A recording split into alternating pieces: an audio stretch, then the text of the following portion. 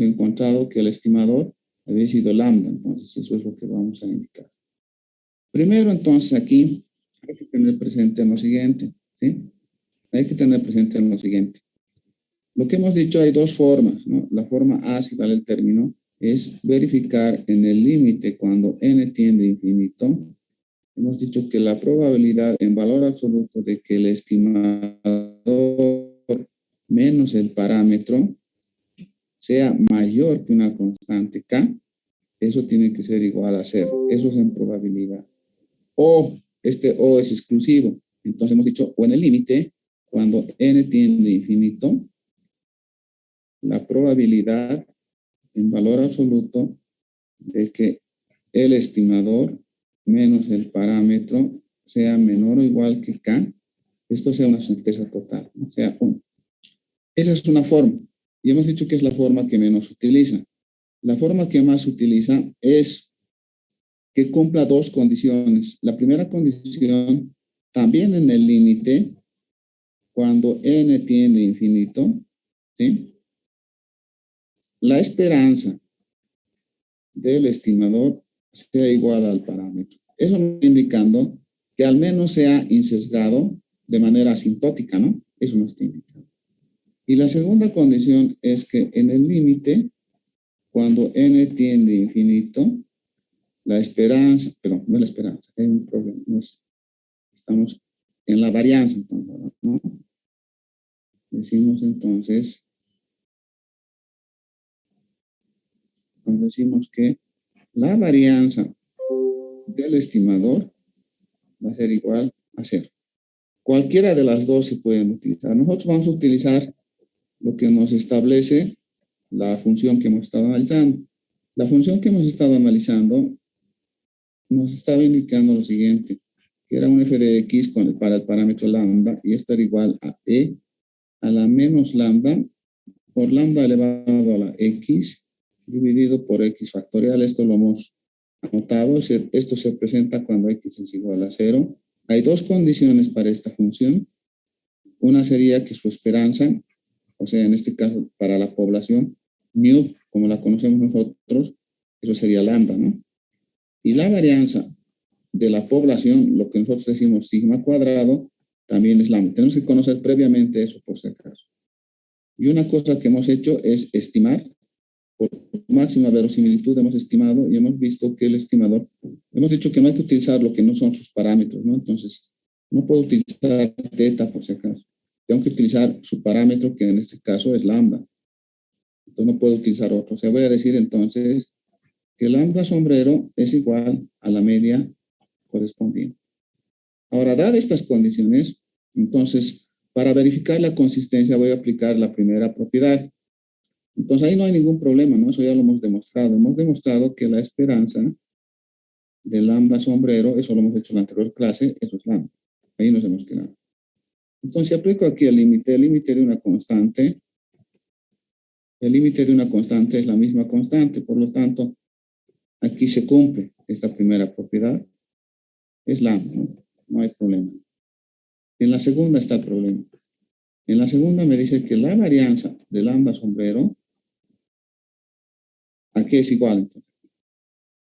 ¿A qué sería igual la varianza? Yo tendría la varianza de la media muestral, o sea, tendría el sigma de la media muestral. Eso tendría. Y esto hemos dicho, sea cual sea la distribución, hemos demostrado para la normal y hemos demostrado también para cualquier f de x, que es sigma cuadrado de la población sobre n. En nuestro caso, esto sería el sigma cuadrado, dice que vale lambda, entonces sería lambda sobre n, ¿no? Esto es la varianza. Ahora, la condición me dice, la segunda condición me dice que en el límite de la varianza del estimador debe ser igual a 0. Entonces, en el límite, cuando n tiende a infinito, la varianza de lambda sombrero, de acuerdo a lo que hemos anotado, es lambda sobre n. Va a ser entonces en el límite, cuando n tiende a infinito, lambda sobre n, ¿no? Aplicando límite, esto es 0, porque lambda es constante. Por lo tanto, se cumplen las dos condiciones. Entonces, en la respuesta tendré que colocar en la respuesta que, como se cumplen las dos condiciones,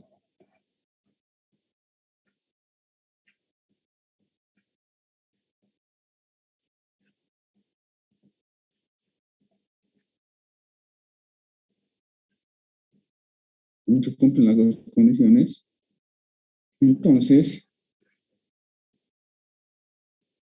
el estimador es consistente.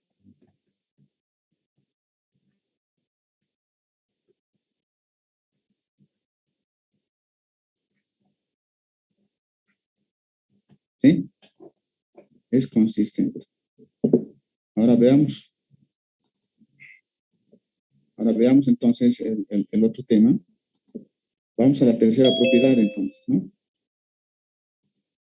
En la tercera propiedad entonces nos dice de la suficiencia. Nos dice que un estimador es suficiente si utiliza toda la información muestral. Es decir, si a través del análisis de toda la muestra podemos sacar indicadores muestrales, por ejemplo, como la media muestral, la varianza muestral, la cuasi varianza muestral, la proporcionalidad muestral, el coeficiente de correlación muestral, entonces se dice que es suficiente, se utiliza toda la información, ¿sí? Eso no pasa, por ejemplo, en econometría. En econometría nosotros acotamos la muestra, ¿no? Por lo tanto, ahí no podemos decir que se cumpla la suficiencia, porque no se va a cumplir. Pero sí se cumple en otros estimadores. Por lo tanto, entonces, para verificar la suficiencia se debe factorizar la función de verosimilitud en dos funciones no negativas, de acuerdo a lo siguiente. La función de verosimilitud, entonces, la voy a factorizar en dos factores, ¿no? Esta es la función de verosimilitud. Y si esta función la puedo factorizar en dos factores, uno, una función que depende exclusivamente del parámetro y su estimador, y otro que dependa de la muestra, ¿no? Si puedo hacer eso, entonces dice que el estimador es suficiente. ¿Y qué significa la suficiencia? Significa que utiliza toda la información muestral. Eso significa que todos los elementos que están en la muestra participan del análisis, ¿no? A eso nos referimos. Al menos participan en el cálculo del estimador. Por eso dije que no se aplica en econometría, porque en econometría podemos encontrar los estimadores con un tamaño de muestra 8, podemos acotar a un tamaño de muestra 4, eso es relativo. En cambio, aquí estamos indicando que para encontrar el estimador que estamos viendo ahí, necesitamos entonces necesariamente utilizar toda la información nuestra. Vayamos ahora entonces con esto a nuestro... Compañeros, yo no entiendo, estamos ya a vísperas del examen, pero siguen entrando tarde. No entiendo yo, compañeros, la verdad es que no los entiendo. Bien, entonces lo que nos está indicando aquí, perdón, estamos ya en la suficiencia, no estamos en... Perdón, no estamos en la... Entonces vamos a utilizar esto. Ya hemos indicado que la suficiencia significa utilizar toda la información muestral. Entonces, ¿cómo hacemos eso? Tenemos que factorizar, dice. Lo que nos está indicando es que nosotros podemos utilizar la función de verosimilitud, que hemos dicho que es una función que depende de la muestra y del parámetro, ¿no? Entonces, si esta función la podemos partir en dos funciones, en una que dependa del estimador y del parámetro, y en otra que dependa exclusivamente de la muestra. Si se cumple esto, se dice que es suficiente. Es decir, que utiliza toda la información muestral en calcular el estimador. Ahora bien, nosotros ya hemos hecho, vamos a copiar simplemente. Aquí está todo el procesito que hemos hecho para calcular la función de verosimilitud.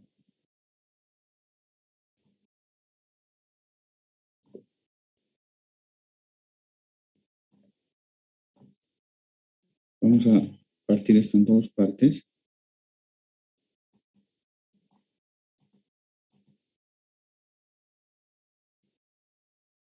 ¿Dónde está? Pues que pueda dividir. Vamos a dividir esto, ¿sí?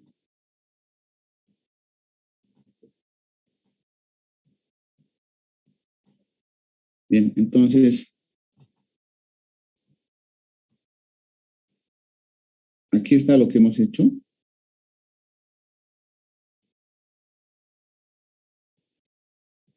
Vamos a irnos a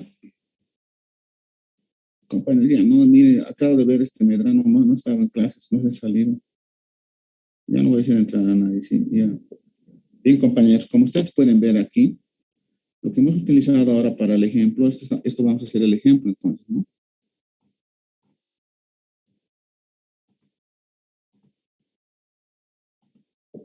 Entonces, para el ejemplo tengo lo siguiente.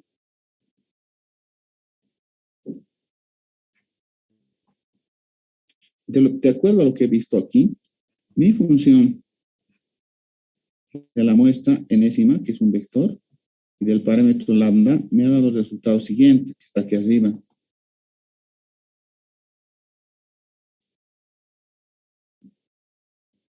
Me ha dado esto, ¿no? Me ha dado, dice que es e elevado a la menos n veces lambda, por lambda elevado a la sumatoria de los x sub i, dividido, dice, entre el productorio, desde que i igual 1 hasta n, de los x sub i factorial. ¿Sí? Así está planteado. Aquí arriba tengo esa situación. Entonces ya tengo la función de verosimilitud. Ya hemos trabajado la anterior clase. Entonces, ¿qué debería hacer aquí? Vamos a quitarle la división. Ya no la necesito.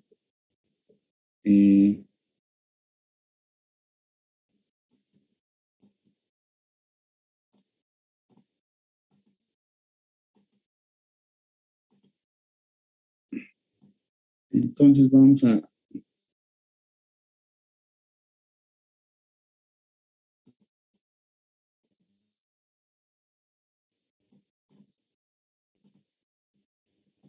Entonces vamos a...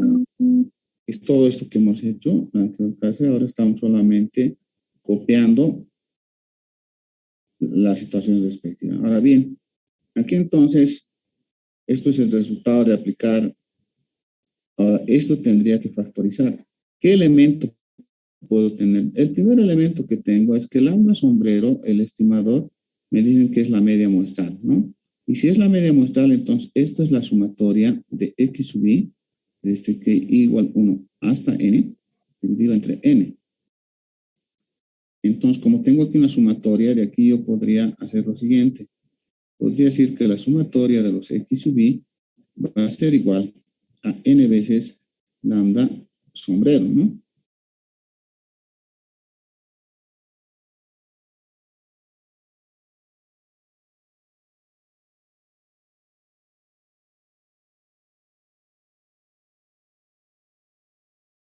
Entonces, la función de verosimilitud de la siguiente forma, ¿verdad? Pase, por favor, pase nomás, pase. Pase nomás, señora. Perdón, disculpe. No lo veo.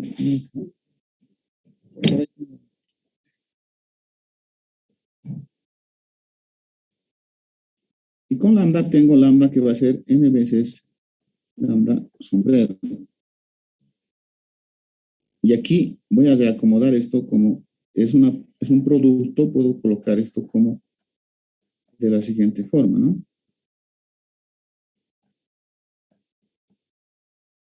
Entonces, es posible aquí encontrar la partición que estaba buscando, ¿verdad?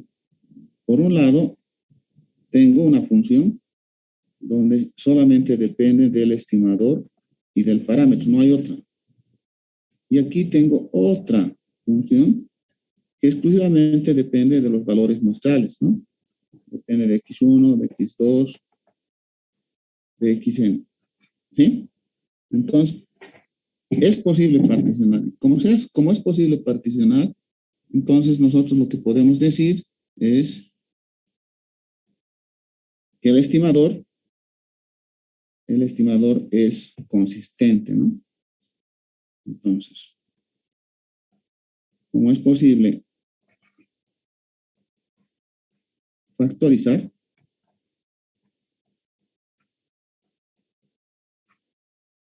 la función L de la muestra y la lambda, entonces el estimador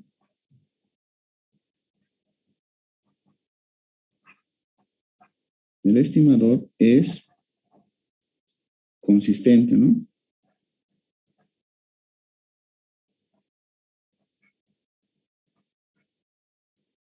Compañeros, espero que alguien esté haciendo un cuaderno bueno, ¿no? Porque hemos dicho que la presentación de un cuaderno bueno también da la oportunidad de tener una buena nota, ¿no?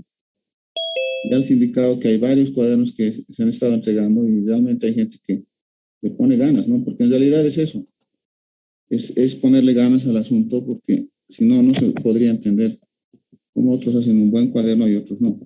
El buen cuaderno entonces, pero sí significa entregarlo, ¿no? Ahora hay mucha gente que no prefiere por esa situación, porque prefiere tenerlo de recuerdo. Eso también es válido. Aquí no me quiere dejar quedar. Bien, compañeros, entonces ya hemos visto la tercera propiedad. Hasta ahora hemos visto encescamientos, consistencia y suficiencia. Ahora vamos a entrar a ver la última propiedad, que es la propiedad de eficiencia. Entonces decimos que un estimador es eficiente si se cumple con las siguientes condiciones. ¿Cuáles son esas condiciones? Primero, que el estimador sea insesgado. Segundo, que sea de varianza mínima. ¿Sí? Que posea varianza mínima. Ahora bien, ¿cómo podemos garantizar que exista varianza mínima? Ese es el problema, ¿no? Entonces, para garantizar la varianza mínima, tenemos que utilizar la cota de Cramer-Rowe. Entonces, han debido ver en probabilidades qué es la cota de Cramer-Rowe. Eso lo vamos a repasar. Entonces, la eficiencia se mide por el insesgamiento y se mide por la varianza mínima. Y para medir la varianza mínima necesitamos utilizar la cota de Cramer-Rowe, ¿no? Entonces, vamos a ver la desigualdad de Cramer-Rowe, entonces. La desigualdad de Cramer-Rowe nos proporciona una acotación inferior, debajo de la cual no se garantiza la presencia de ningún otro valor. Entonces, es lo más mínimo que puede existir en varianza, ¿no? Bajo de este valor de la cota de Cramer-Rowe no vamos a encontrar ningún otro valor. Bien. Entonces, la cota de Cramer-Rowe tiene esta estructura. Se dice que es la varianza del estimador de la cota de Cramer-Rowe, que va a ser mayor o igual, dice. Por eso hemos dicho que es una acotación mínima. Debajo de esa no hay nada más. En el numerador tengo que es 1 más la derivada primera de la función poblacional, que sería de x y teta, ¿verdad? Todo al cuadrado. Dividido entre n veces la esperanza de la derivada del logaritmo neperiano de la función poblacional, derivada respecto al parámetro, y elevada al cuadrado. Bien, para procesos donde existe insesgamiento, el numerador debería ser 1, ¿sí? Entonces, en realidad, la derivada primera de la función debería ser 0, ¿no? De tal forma que me dé 1. Es decir, que si hay insesgamiento, la primera derivada va a ser igual a 0. La primera derivada de la función va a ser igual a 0. Entonces, partiendo de ese principio, si el estimador es insesgado, entonces tengo que la varianza del estimador de la cota de Cramer-Rowe es mayor o igual a 1 dividido entre n veces la esperanza de la derivada del logaritmo neperiano de la función poblacional derivada respecto al parámetro elevada al cuadrado. Eso me da entonces la cuantía o la cantidad de la varianza correspondiente. Ahora entonces eso es lo que vamos a ver ahora y después vamos a entrar a ver la eficiencia relativa, que con lo que terminaríamos este capítulo, ¿no? Entonces estamos ahora en la eficiencia. Entonces, a ver, hay 2 condiciones, dice, que tiene que cumplir para que pueda ser algo eficiente, ¿verdad? La primera condición dice que debe haber eficiencia.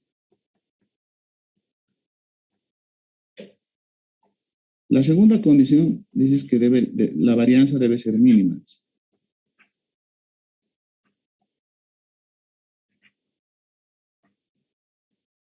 Entonces aquí, cuando hablo de la, perdón, no es eficiencia, estoy mal. Sesgamientos, esto hay que borrar, no es eficiencia.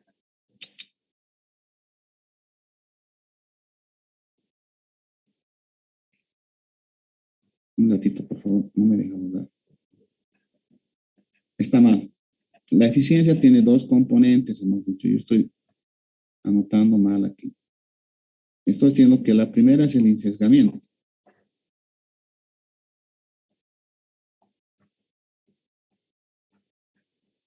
La segunda es la varianza mínima del estimador. O sea, ¿qué significa que el insesgamiento, como habíamos dicho, la esperanza del estimador sea igual al parámetro, ¿no? Y cuando hablo de varianza mínima, estoy hablando de la varianza del estimador. Esa varianza debería ser mínima. Pero aquí viene el asunto. ¿Cómo mido que esa varianza es mínima? ¿Con qué se mide? ¿A través de qué se mide? Entonces, una forma de cuantificar eso es utilizar la cota de Cramer-Rowe. La cota de Cramer-Rowe me va a determinar una cota mínima, ¿no? Una cota mínima. Es decir, si yo eso grafico en un eje, entonces aquí voy a tener la varianza del estimador, y esto es la cota de Cramer-Rowe. Por debajo no hay más. Puede haber valores aquí encima. Por eso aquí la flecha va hacia este lado. Por debajo no va a existir ningún valor más, ¿no? Ese es el valor más mínimo que puede tener. Entonces, por eso tenemos que verificar la varianza del estimador con la varianza de la cota de Cramer. Vamos por partes, entonces. ¿Qué hemos dicho de la varianza del estimador? La varianza en nuestro caso sería del lambda sombrero, y esa varianza sería la varianza de la media muestral. Entonces estaríamos en calcular el sigma cuadrado de la media, y esto hemos dicho que es el sigma de la población dividido entre n. Para la distribución que estamos analizando como ejemplo, es lambda, o perdón, la Poisson diríamos que es lambda, su varianza sería lambda sobre n. Esto es la varianza del estimador. Ahora tendríamos que verificar esto que se cumple con la cota de Cramer-Rowe. Entonces, hemos dicho que la varianza del estimador bajo la cota de Cramer-Rowe, hemos dicho que al haber insesgamiento es 1, dividido entre n veces la esperanza, ¿sí? De la derivada, vamos a tomar derivada total. La fórmula dice derivada parcial, porque se puede dar el caso de la normal que tiene dos parámetros, pero por lo general es un solo parámetro del logaritmo neperiano, dice de la función de la muestra y del parámetro, en este caso sería de la Poisson. Esto derivado respecto al parámetro y esto elevado al cuadrado. Entonces, esto es la cota de Cramer-Rowe y esto es lo que tengo que calcular. Ahora, para calcular esto, tengo que hacer algunas cosas, ¿no? Aquí lo tenía a la cota de Cramer-Rowe, pero ya lo estamos calculando aquí arriba. Un ratito, por favor. Es un problema esto del... Creo que es el problema del... Vamos a anotarlo aquí abajo. Entonces, vamos a anotar cómo saldría la cota de Cramer-Rowe.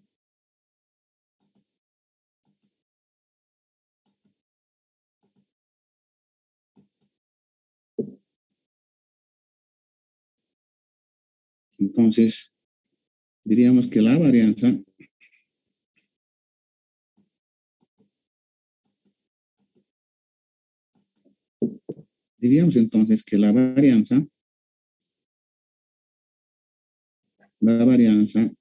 del estimador, en este caso, va a ser igual a lo siguiente. Entonces, primero en el numerador tengo 1. Ahora, para el denominador, siempre empiezo entonces por la función, ¿verdad?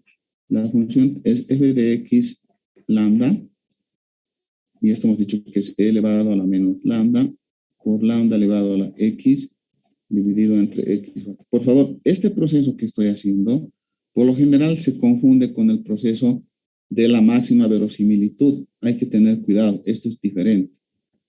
Entonces tengo la función. Segundo dice que saque el logaritmo neperiano a esta función. Entonces, sacando, voy a tener menos lambda más x, logaritmo neperiano de lambda, menos, lo voy a dejar así, como logaritmo neperiano de x factorial. Así lo voy a dejar. ¿Está bien? Ya he sacado el logaritmo entonces. Ahora dice que haga la derivada. Tengo que derivar respecto a lambda. Entonces voy a tener menos 1 más x sobre lambda. Esto sería 0 y solo me quedaría esto. Ahora aquí puedo hacer algunos cálculos, ¿verdad? Puedo tener lambda. Aquí voy a tener menos lambda más x. Ahora dice que saque la esperanza al cuadrado de esto, ¿no? Entonces tengo que sacar la esperanza de la derivada del logaritmo neperiano de f de x lambda, derivada entre lambda, esto al cuadrado. Voy a tenerlo así. Entonces, eso va a ser igual a la esperanza de menos lambda más x sobre lambda al cuadrado. Voy a tener así. Aquí lambda puedo sacar este lambda del cuadrado, o sea, voy a tener como 1 menos lambda cuadrado. Y aquí lo que puedo hacer es, como es un cuadrado, este valor siempre va a ser positivo. Permute, haga lo que haga aquí adentro. Siempre su resultado va a ser positivo porque está al cuadrado. Entonces puedo permutar. Puedo colocarlo como x menos lambda al cuadrado. Pero resulta que este lambda también es igual a la esperanza de x, o si quieren, a ñu. Por lo tanto, todo este factor viene a ser la varianza de x. Y eso hemos dicho que es lambda, ¿no? Entonces, en otras palabras, la esperanza de la derivada del logaritmo neperiano de la función de x sub i, perdón, de x con lambda, derivada de la lambda, esto es al cuadrado. Y esto va a ser entonces a lambda sobre lambda cuadrado.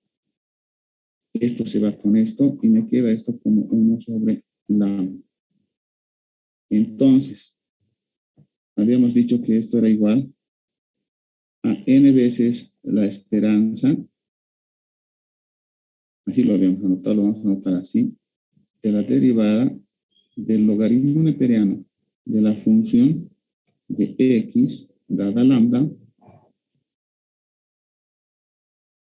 todo derivada sobre lambda, esto al cuadrado, dado así. Entonces esto va a ser igual a 1 sobre n veces 1 sobre lambda. Entonces voy a tener medios con medios, extremos con extremos, voy a tener lambda sobre n. Esta entonces es la varianza de la cota de Kramers-Zoh, lambda sobre n. Entonces yo decía que esa es la cota de Kramers-Zoh. Ahora, para la eficiencia, nosotros hemos dicho que tiene que cumplir con el índice de sesgamiento. Entonces, en el ejemplo que hemos estado analizando, diríamos lo siguiente, ¿no? Diríamos que la esperanza, el primero sería, ¿no? La esperanza de lambda sombrero, eso ya sabíamos que vale lambda. Ahora, la segunda que estamos viendo es que la varianza de lambda sombrero, que es igual a lambda sobre n, eso debería ser igual a la varianza de lambda sombrero por la cota de Kramers-Zoh. Y eso estamos viendo que vale lambda sobre n. Por lo tanto, son iguales, ¿no? Son iguales. Entonces es posible,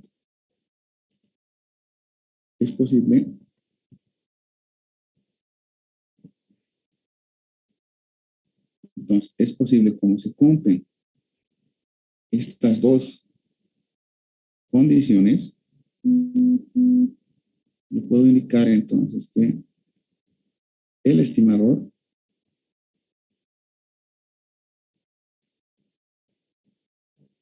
lambda sombrero es eficiente. Entonces, si decimos que es insesgado, es consistente, es suficiente y es eficiente, cumple con las 4 propiedades que habíamos dicho. Entonces, hay que anotar algo que no habíamos dicho anteriormente, que se nos pasó, que está dada con el método de estimación, ¿no? Entonces aquí, cuando hablamos del método de máxima verosimilitud, deberíamos anotar además que el estimador de máxima verosimilitud es un estimador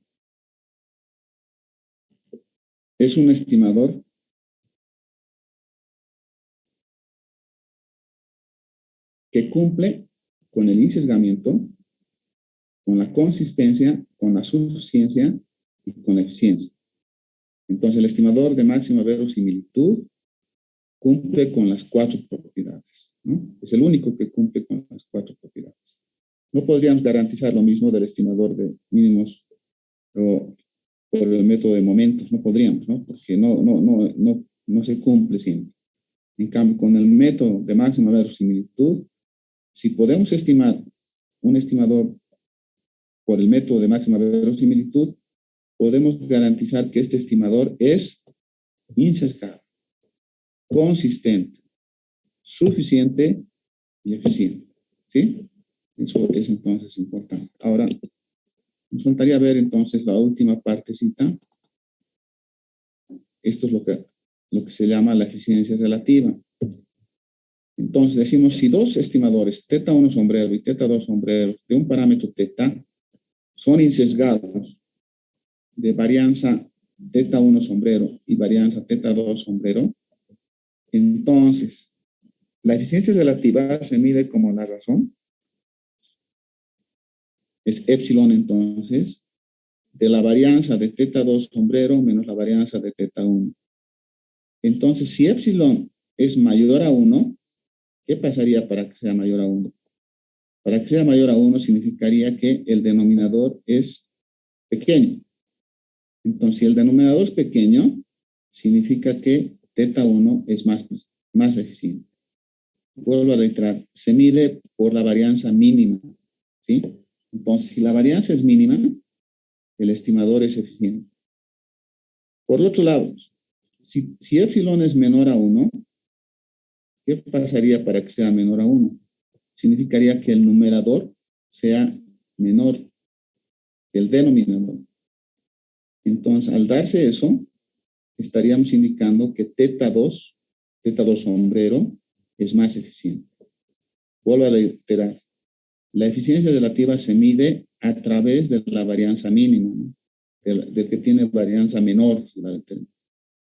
Entonces, como está establecido, es la relación entre la varianza del estimador 2 sobre la varianza del estimador 1, entonces su resultado depende de cuál sea el valor de la varianza. Si el epsilon es mayor a 1, entonces significa que el denominador es más pequeño. Por lo tanto, θ1 sombrero es más eficiente. El estimador 1 es más eficiente. Por el contrario, si el epsilon es menor a 1, significa que el numerador es más pequeño que el denominador. Entonces, ahí significa que θ2 sombrero, o sea, el estimador 2, es más eficiente, ¿no? Entonces, esas son las dos condiciones de eficiencia. Con esto estamos habilitados para el examen. El examen el día viernes a las 6:30 de la noche en el aula 103 de la facultad. ¿Hay alguna pregunta? Por favor, documentos de identificación, vacuna, calculadora, tabla, prohibido traer libros, formularios, ¿sí? ¿Qué más? Papel, cuadernillos, por favor. No se aceptan hojas recicladas, así que cualquier persona que tenga inconveniente económico de no poder llevar lápiz y papel, por favor al WhatsApp se anota y vamos a llevar nosotros lápiz y papel. Pero está prohibido dar en papel reciclado. ¿Está claro? Prohibido llevar libros, formularios. Ahí se va a revisar de manera minuciosa esos aspectos. Solo pueden llevar calculadora, tablas. Ahora, si alguien no tiene tabla, no hay ningún problema. Nosotros vamos a proporcionarle el valor que vea conveniente, que requiera conveniente. Sí, porque vamos a estar nosotros con nuestra tabla correspondiente. ¿Alguna pregunta? Por favor, estén a las 6 de la tarde. Sí, cuidado que podamos empezar antes para irnos también antes o podamos tener mayor tiempo para el examen. Yo estoy desorientado, compañeros, porque tengo como 80 inscritos. A clases vienen 48. Hoy han entrado 57 alumnos. Entonces, no sé cuántos exámenes llevar. De todas formas, tenemos que cumplir con esta situación. La aula que se nos ha asignado es la aula 103, por si acaso, y estaríamos el día viernes ahí. ¿Hay alguna pregunta? Compañeros, ¿hay alguna pregunta?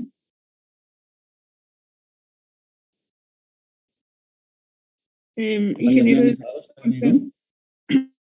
ingeniero, ¿el cuadernillo puede ser oficio, carta o de qué tamaño? No, eso es muy relativo, no es necesario que sea carta, o sea, es entrar a un nivel y ya. Lo único que yo pido es que sea papel, que se pueda. Por favor, los lápices igual, HB, por favor. Llevan unos lápices donde no se puede ni siquiera leer y se pierde un tiempo en corregir tremendamente. Tiene que ser HB, por favor. O bolígrafos que se borran, algo así. Mejor si son bolígrafos, ¿no? Pero si no, está bien, pueden dar con lápiz también, HB. Porque llevan unos lápices que no se pueden deducir. Hay que ver además de ver con lupa, hay que ver con linterna, uno por uno, por el reflejo. No se ve nada. Así que ahí se pierde mucho tiempo y ustedes comprenderán que para poder calificar se necesita mucho tiempo, ¿no? Yo quisiera ofrecerles, mañana no se puede por el tema de que es Día del Estudiante. Van a tener un día para estudiar mañana. El día jueves, miren, no quisiera que me digan, no podemos, tenemos clases. Yo sé que tienen clases, pero esto es voluntario.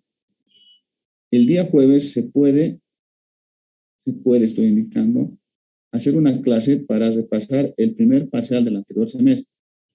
Pero ojo, yo no quiero que agarrar y decir, esto se resuelve así, eso no es la idea. La idea es que ustedes lo preparen como práctica y cualquiera de ustedes, el que desee o el que yo quiera también, dependiendo de los antecedentes que tienen, puedan presentar la solución. Ustedes lo pueden preparar en su computadora, ¿no? Lo pueden preparar en su... Al final solamente sacarle fotos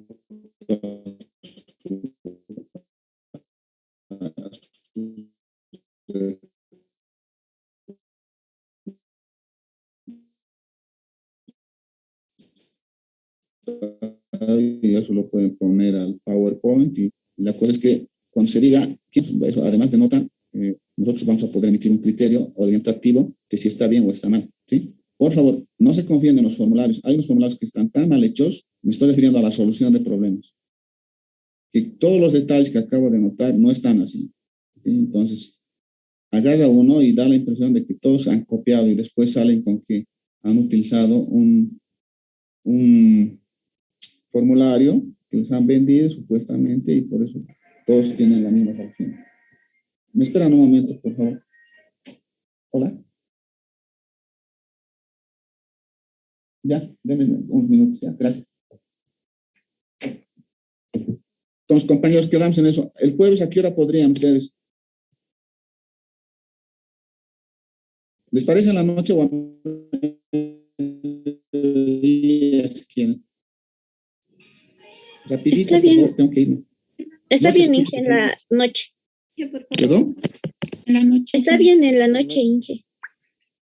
¿Quién no Sí, que puede en en la la noche? noche está Es bien. voluntario esto. El jueves en la noche están haciendo. A las 7 de la noche haría, ¿no? ¿Alguien no puede el jueves a las 7 de la noche?